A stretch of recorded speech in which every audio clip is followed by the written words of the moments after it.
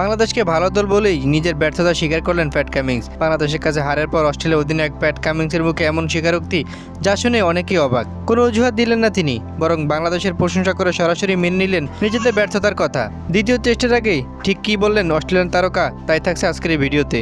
অস্ট্রেলিয়ার মতো শক্তিশালী দলকে হারিয়ে দারুণ এক জয় তুলে নিয়েছে বাংলাদেশ। এরপর যখন উচ্ছ্বাসিত, তখন ম্যাচ শেষে সংবাদ সম্মেলনে নিজের পারফরমেন্স নিয়ে কথা বলেন প্যাট কামিন্স।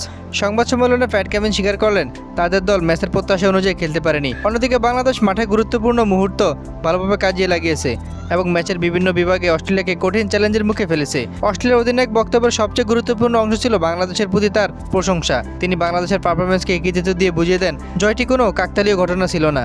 অর্থাৎ হারের পরও প্রতিপক্ষকে ছোট না করে বাংলাদেশকে ভালো খেলার স্বীকৃতি দিলেন প্যাট কামিন্স। ম্যাচে অস্ট্রেলিয়ার ব্যাটিং ব্যর্থতা ছিল বড় আলোচনার বিষয়। গুরুত্বপূর্ণ সময় উইকেট হারিয়ে চাপে পড়ে যায় তারা।